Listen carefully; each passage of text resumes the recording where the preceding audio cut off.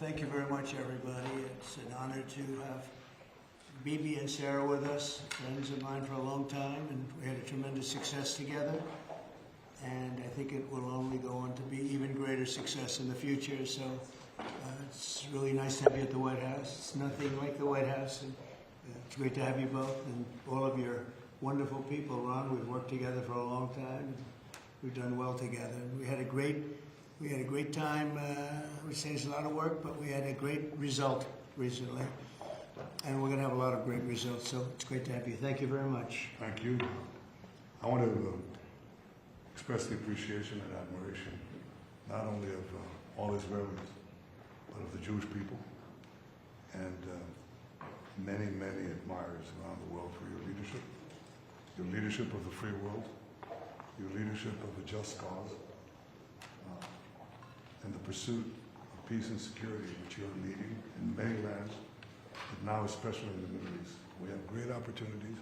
The President has an extraordinary team, and I think our teams together make an extraordinary combination to meet challenges and seize opportunities. But the President has already realized great opportunities. He forged the Abraham Accords. He's forging peace as we speak, in one country, in one region after the other. So I want to present to you, Mr. President, the letter I sent to the Nobel Prize Committee. It's nominating you for the Peace Prize, which is well deserved, and you should get it. Thank you very much. This I didn't know. Well, thank you very much. Thank you. Coming from you in particular, this is very meaningful. Thank you very much, Bibi. Thank you. Thank you for everything you're doing. Thank you. It's a great honor. Thank you. Thank you very much, everybody. Appreciate it. Have you spoken to any of the families of the victims of Texas flood? And can you talk about what you would like to do when you travel there on Friday? Well, we're going to just make it as comfortable as possible for the state of Texas. They have a great governor. They have wonderful senators. They have wonderful representatives, and we're going to work together with them. And we have been working really very hard. This whole table has been working. That was a terrible event. Terrible event. You saw that maybe where Texas was just absolutely so badly hurt by something that was a big surprise late in the evening. So we'll be working with the governor and all of the people of Texas. We'll be going on Friday. Mr. President, there was a security incident in northern Gaza today, right around the time that the Prime Minister was meeting the Secretary of State. This was the Wickoff. Does that, a number of IDF soldiers reportedly have been injured, possibly killed, does that in any way wrinkle in ceasefire negotiations with Hamas? I don't think so. They want it. They want to meet and they want to have that ceasefire. So I don't think so. Steve, could you respond to this? You know about it? Well, I think it's terribly unfortunate. Terribly unfortunate. We were just talking about it, how tragic it is, but we have an opportunity to finally get a peace deal, Mr. Prime Minister, as we discussed, and I'm hopeful for it very quickly. Mr. President,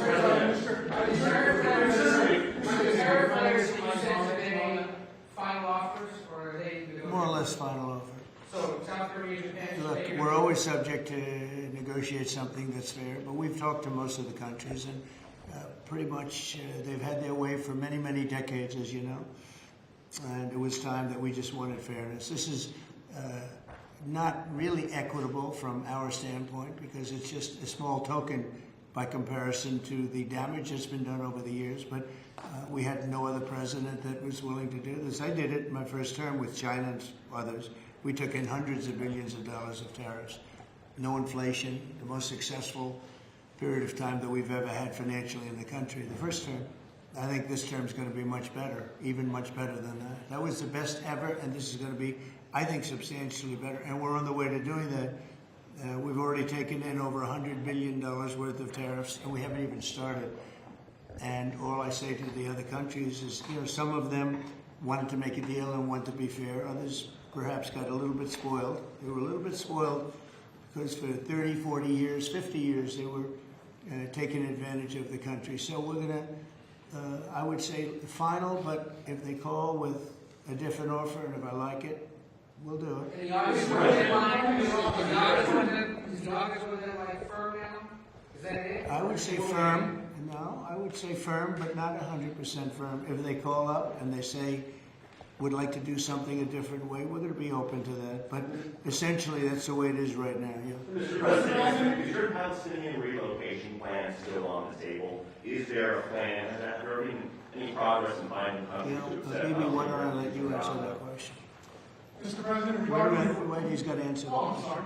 I think President Trump had a brilliant vision. It's called free choice. You know, if people want to stay, they can stay. But if they want to leave, they should be able to leave. It shouldn't be a prison. It should be an open place and give people a free choice. We're working with the United States very closely about finding countries that will seek to realize what they always say, that they want to give the Palestinians a better future. And those who, and I think we're getting close to finding several countries, and I think this will give, again, the freedom to choose. Palestinians should have it, and I hope that we can secure it close by. And we've had great cooperation from surrounding Israel, surrounding countries, great cooperation from every single one of them. So something good will happen. Brian, did you have Yes, something? Mr. President, you've mentioned before you want to go down as your legacy as a peacemaker. Are we in the last chapter of closing out peace amongst this conflict now and all the other ones that we're working on? Well, I hope so. Look, we did a job with India and Pakistan and Serbia, Kosovo, Rwanda, and the Congo, and this was all over the last 3 weeks or so, Marco, right? We did, and others that were ready to fight, and we stopped a lot of fights. I think a very big one, frankly, a very, very big one was India and Pakistan, and we stopped that over trade. We're dealing with India and we're dealing with Pakistan, and we said we're not going to be dealing with you at all if you're going to fight. And they were maybe at a nuclear stage, at both, nuclear powers. And I think stopping that was very important. We're trying to help out with a Biden-created monster, this whole thing that's happening with Russia and Ukraine. It's a horrible thing, and I'm not happy with President Putin at all. But this is something that would have never happened if I were president. This is a war that was never going to happen. Go ahead, Ron. I was going to say, how would you address your critics that in the election they said that you would cause the next World War III, when in fact you're solving all the problems? I'm stopping wars. I'm stopping wars. And I hate to see people killed. Like, as an example, Ukraine and Russia. They're not Americans there being killed. They're not Israelis that are being killed. These are all Russians and all Ukrainians. But it's 5,000, maybe 7,000 last week, 7,500 last week, mostly soldiers. But people in towns and cities that are getting hit. But mostly death is mostly soldiers. Now, so they don't come from here, but it's 7,000 last week souls. And if I can stop that, they have parents and they have sisters and brothers and getting married, and who knows, they're just people, but they're souls. And if I can stop a war, because I have an ability to do so, I'm disappointed, frankly, that President Putin hasn't stopped. I'm not happy about it either. Mr. President, on the Iran talks, can you say if you scheduled the next round of Iran talks, and then also on strike? We have scheduled Iran talks, and they want to talk. They took a big drubbing. I think when we hit the 3 sites, really, I would say the 3 sites, not just the one. The one was a big one, and it was deep in granite, and it was obliterated. It turned out the Atomic Energy Commission said it is obliterated. I would just want to take our hats off to those incredible flyers, the people that flew that big machine, and frankly, the mechanics and everybody else. They had zero. They flew for 37 hours with zero problem mechanically. I mean, when you think in carrying the biggest bombs ever, the biggest bombs that we've ever dropped on anybody, when you think non-nuclear, and we want to keep it non-nuclear, by the way. But they did a phenomenal job. It was an amazing job, and I think that was, I was talking to Bibi about it before, that was the very beginning of the end, and ended very quickly after that. I don't want to say what it reminded me of, but if you go back a long time ago, it reminded people of a certain other event, and Harry Truman's picture is now in the lobby, in a nice location in the lobby where it should have been, but that stopped a lot of fighting. And this stopped a lot of fighting. When that happened, it was a whole different ballgame. On future Iran strikes, what can you say, what might make you have a desire to do another strike on Iran? Another what? Another strike on Iran? I hope we're not going to have to do that. I can't imagine wanting to do that. I can't imagine them wanting to do it. They want to meet. They want to meet. They want to work something out. No, they're very different now than they were 2 weeks ago. Is there a date yet for the Iran talks or a city? Do you know when and where the next round of Iran talks will be? Well, I can tell you. I'd rather not say, but you'll be reading about it tomorrow or seeing it tomorrow. Mr. President, what is the holdup currently in a ceasefire with Hamas? In which? In a ceasefire between Israel and Hamas, what's currently the holdup? I don't think there is a holdup. I don't think there's a holdup. I think things are going along very well. We just, left each other, and it was not a pleasant period of a few days. It was a little longer than a few days, but this was not a pleasant period of time. And we were at the end. 14 missiles were shot. And every single missile was shot out of the air. It was pretty amazing. That was sort of the end. And they told us they were coming and where they were and what time they were coming. And they said, if you'd like to have a different time, we'll do that. And that's respect when they do that. I appreciated that they did that. There was no surprise. We got the soldiers out of the base in Qatar, in this case. But they knew they were coming. 14 missiles were coming. 1 o'clock, they said, would you like to make it later? He said, no, let them come at 1 o'clock. And at 1 o'clock, everybody was, as you know, over 5,000 people left the base. And we had 3 gunners and 3 assistants. And out of the 14 that were shot, all 14 were knocked down. And that was the end. That was about it. And we had a rough time. But sometimes, sometimes you need the rough time in order to get. I think things are going to be really settled down a lot in the Middle East. And they respect us, and they respect Israel. They respect a lot of things that took place. Nobody's ever seen equipment like what we sent over to knock out those sites. But when those sites were knocked out, that was the end. Do you think that there can be a two-state solution that creates an independent? I don't know. I'd ask Bibi that question. You have the greatest man in the world to answer that age-old question, two-state. Go ahead. You give him your honest answer. I think the Palestinians should have all the powers to govern themselves, but none of the powers to threaten us. And that means that certain powers, like overall security, will always remain in our hands. Now, that is a fact, and no one in Israel will agree to anything else because we don't commit suicide. We want life, we cherish life for ourselves, for our neighbors, and I think we can work out a peace between us and the entire Middle East with President Trump's leadership, and by working together, I think we can establish a very, very broad peace that will include all our neighbors. Mr. President, I have a question on Iran. You asserted that there's complete and total destruction of their nuclear facilities. So what is the basis of the talks going forward? Is it to cap future nuclear activity? Is it ballistic missiles, terror support, economic-based opportunities? It's really a good question because if you remember when it was done, I sort of said, what's the purpose of talking? It's been knocked out completely. But they've requested a meeting, and I'm going to go to a meeting, and if we can put something down on paper, that will be fine. That'll be good.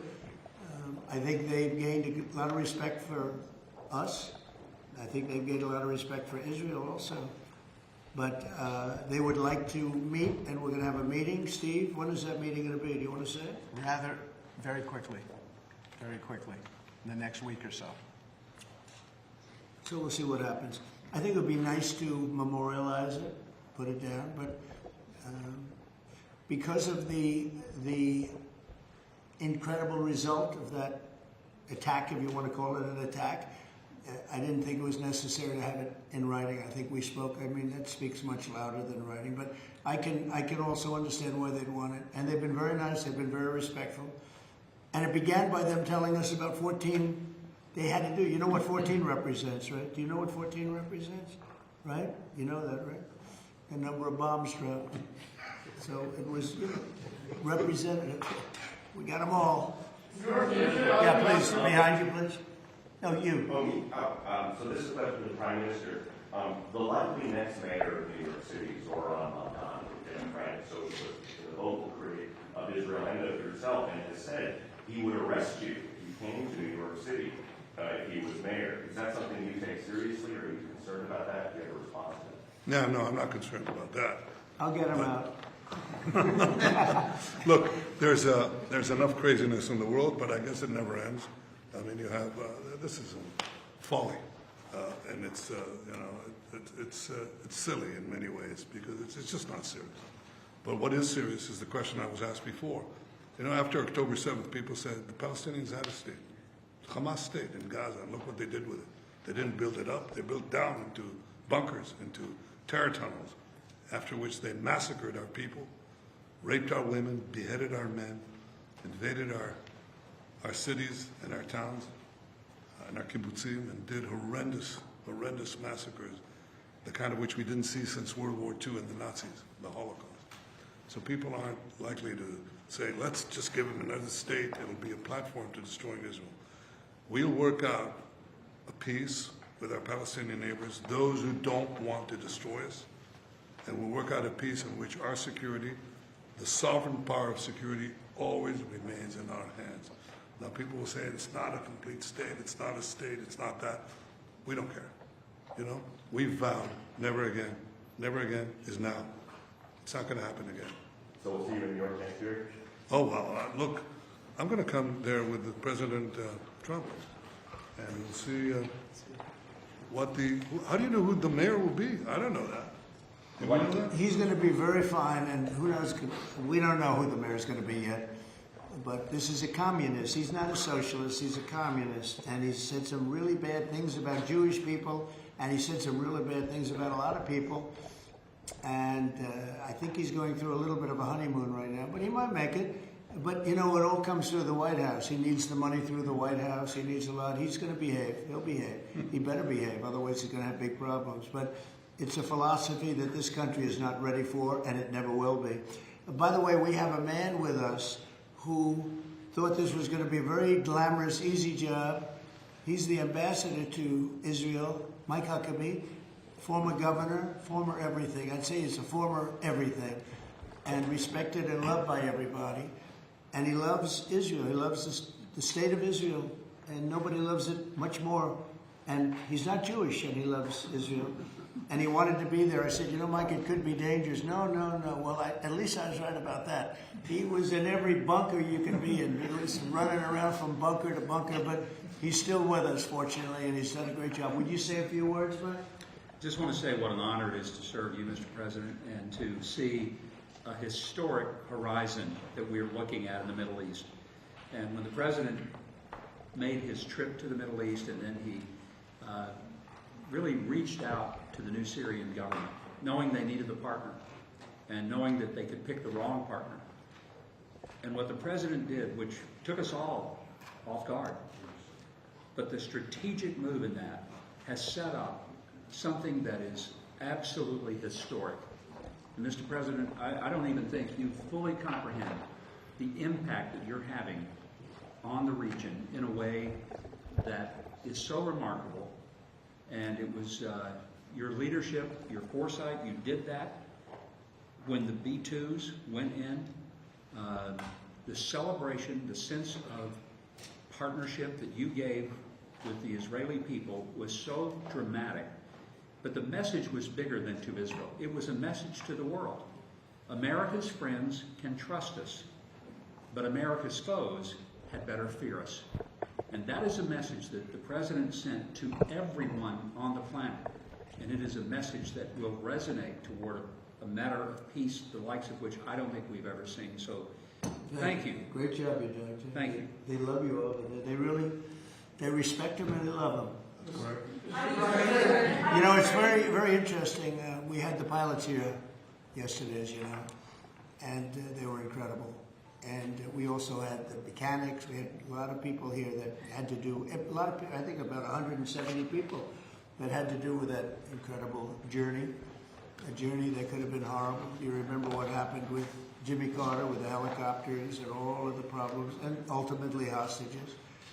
We had the exact opposite. Everything was perfect. It worked perfectly. But I didn't realize, I was saying to one, is this something that you felt strongly about? Absolutely, sir. I couldn't wait.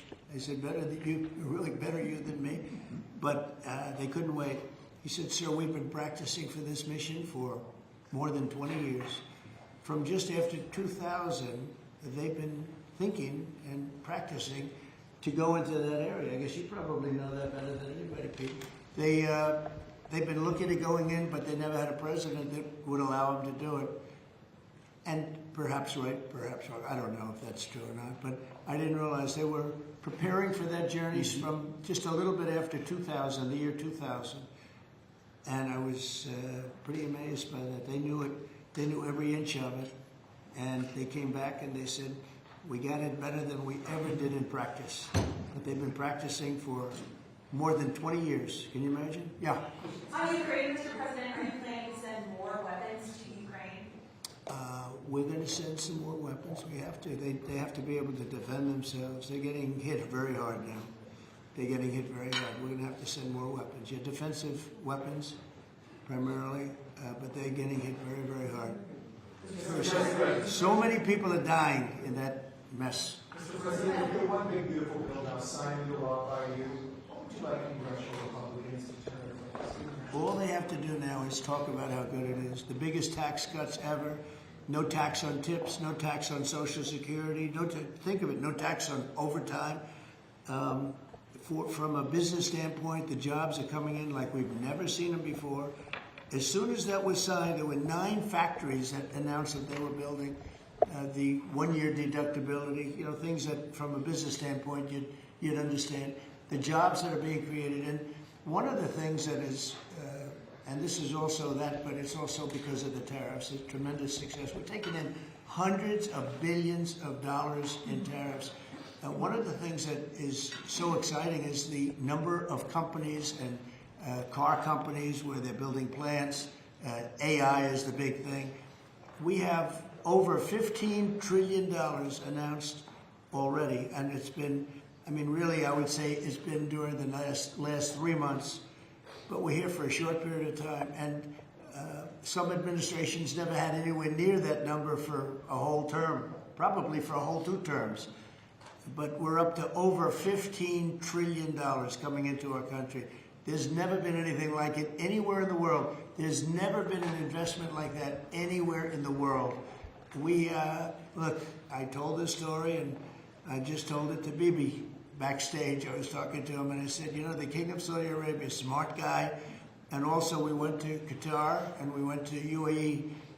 Really 3 strong leaders, smart guys. They all told me the same thing, and then that was reiterated at NATO just recently when we got back, where they agreed to spend $1 trillion a year, by the way, which is about 3 times what they were spending.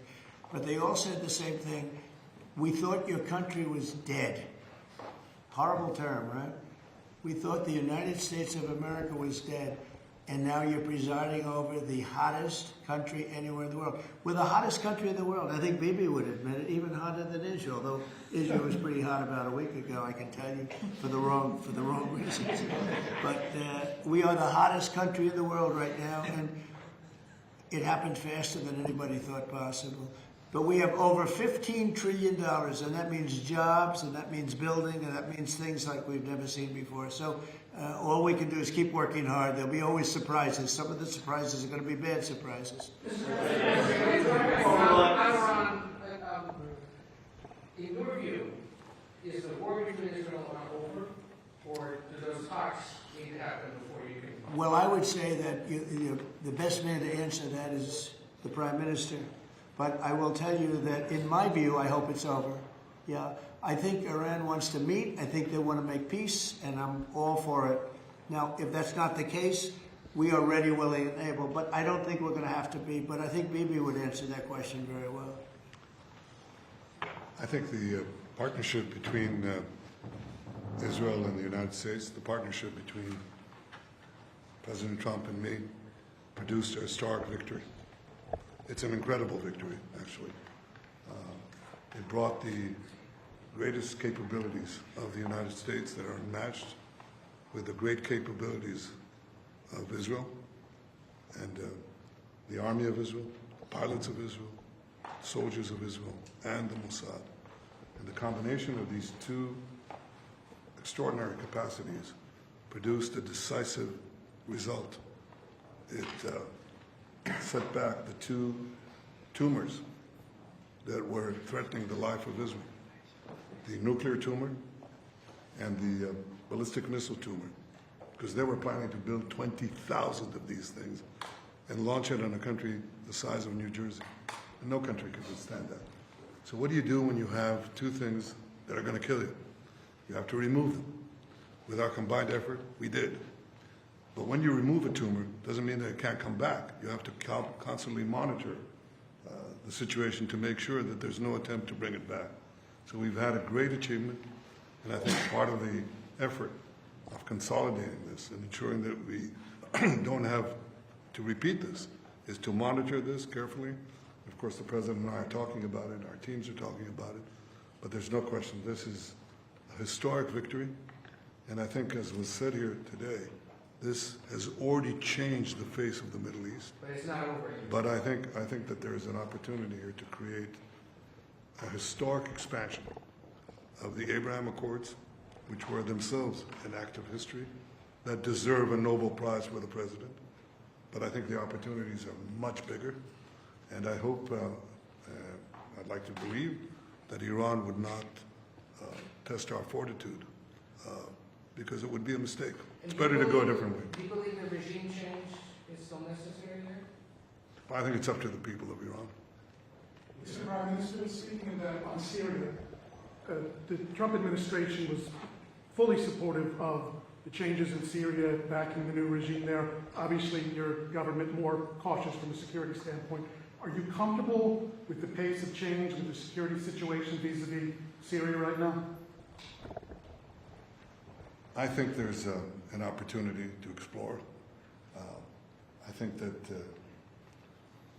everyone understands that the situation has changed. Before that, Iran was essentially running Syria, okay, directly through Hezbollah. Hezbollah has been brought to its knees. Iran is out of the picture. So I think this presents opportunities for stability, for security, and eventually for peace. And I think that's been opened up also by the fact that the President has opened up a channel. So they have something.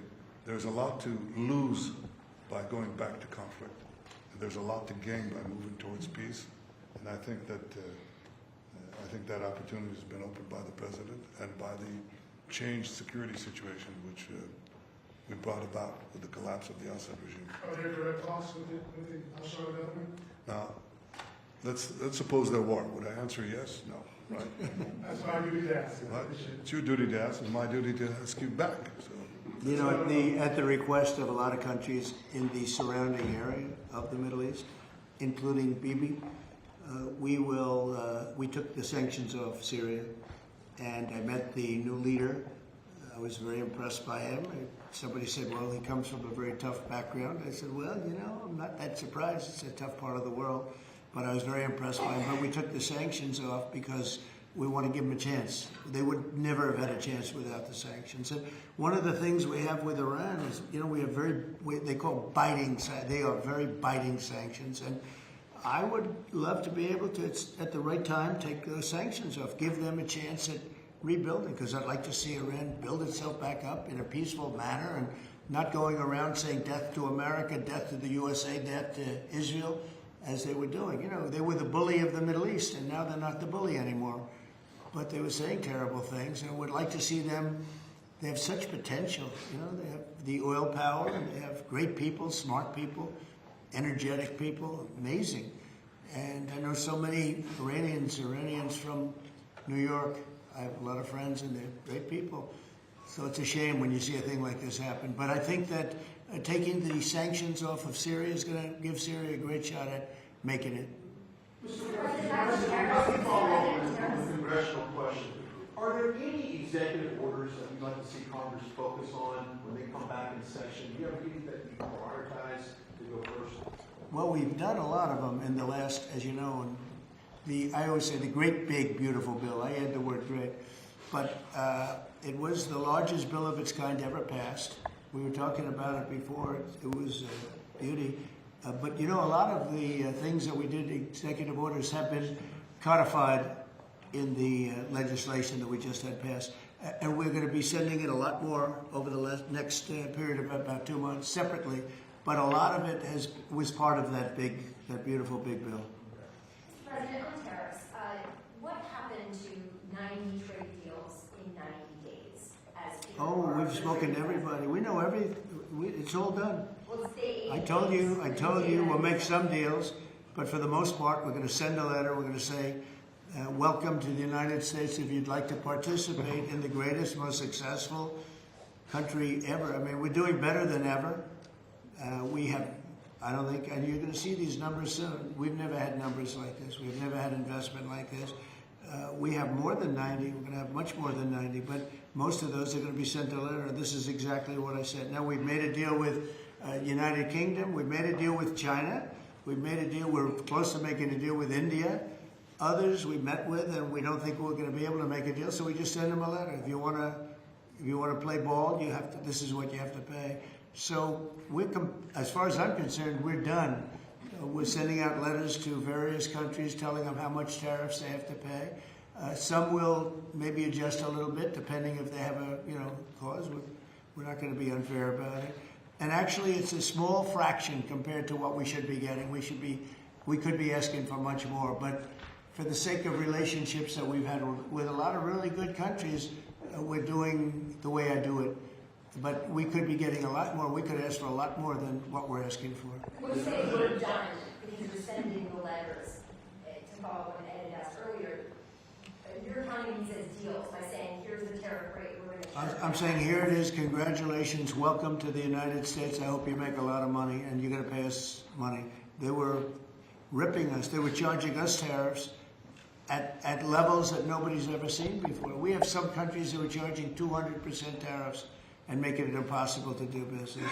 And what the tariffs are doing is they're driving people in and companies into the United States. That's why we're building all of the work that you see happening in this country right now, and it's at a record level. All the factories, all of the AI institutions that are being built, it's largely because, well, I think it's because of November 5th, a good election, and I think it's because of the tariffs. Thank you all very much. Thank you. Thank you. I don't know, but it looks good to me.